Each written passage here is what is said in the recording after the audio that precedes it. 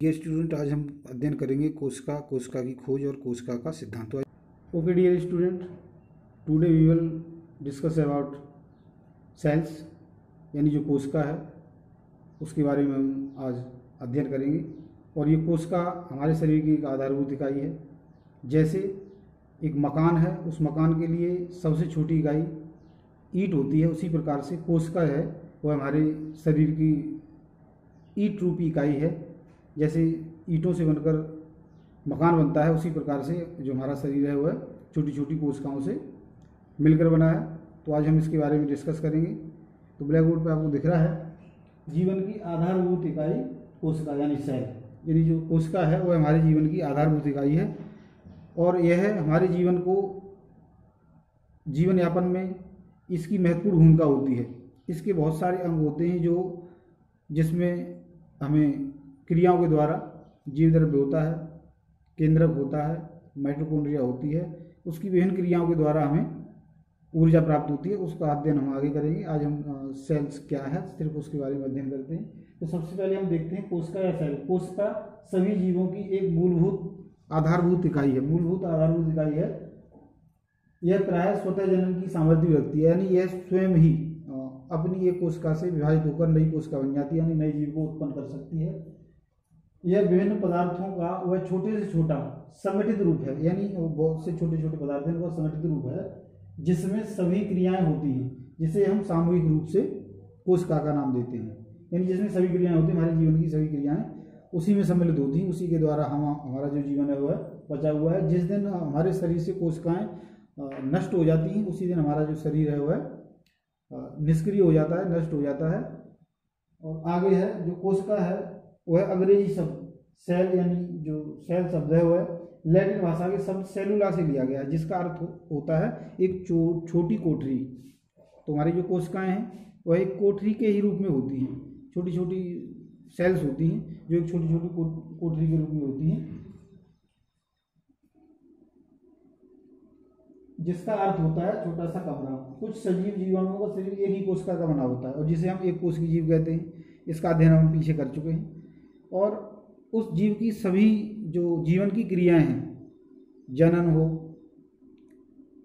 शोषण हो, श्वसन हो, पाचन हो, वो सभी की सारी क्रियाएं एक ही कोशिका के अंदर संपन्न हो जाती हैं और वह जीव उसी एक कोशिका के द्वारा अपने जीवन को यापन करता रहता है।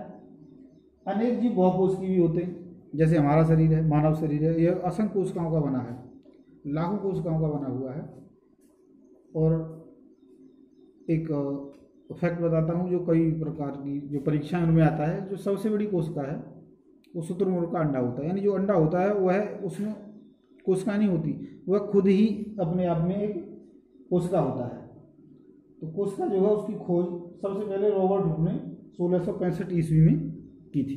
विद्यार्थियों, जिस प्रकार 1665 में रॉबर्ट हुक ने कोशिका की खोज की, तो उसके आगे कुछ वर्षों बाद 1831 में स्लाइडेन तथा स्वान नामक वैज्ञानिक थे, जिन्होंने कोशिका का जो क्रिया विधि है या कोशिका सिद्धांत है उसको प्रतिपादित किया। उन्होंने कोशिका सिद्धांत को प्रतिपादित किया, जिसके अनुसार सभी जीवों का जो शरीर है वह एक या अधिक कोशिकाओं से मिलकर बना होता है। यानी जो भी जीव हैं उन सभी का जो शरीर है वह एक या एक से अधिक या असंख्य कोशिकाओं से मिलकर बना होता है। तथा सभी कोशिकाओं की उत्पत्ति, जो कोशिकाओं की उत्पत्ति है वह पहले से उपस्थित किसी कोशिका से ही होती है। यानी कोई कोशिका पहले से उपस्थित है तभी वह एक नई कोशिका को निर्मित कर सकती है। कोशिकाओं के भीतर ही आनुवंशिक क्रियाएं भी होती हैं। जो आनुवंशिक सूचनाएं हैं वह भी उसके अंदर ही होती हैं, जिससे कोशिकाओं के जो संचालन है, क्रियाएं हैं, उनका नियंत्रण होता है तथा सूचनाएं अगली पीढ़ी को ट्रांसफर की जाती हैं। यानी जो सूचनाएं वो अगली पीढ़ी को ट्रांसफर कर दी जाती हैं।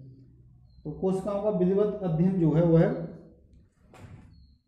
कोशिका विज्ञान, साइटोलॉजी या फिर कोशिका जैविकी, सेल बायोलॉजी कहलाता है। तो इस प्रकार से हमने जाना कि जो हमारी कोशिका है, तो इसमें हमें 4-5 प्रश्न ऐसे बनते हैं जो विभिन्न प्रकार की प्रतियोगी परीक्षाओं में भी आएंगे।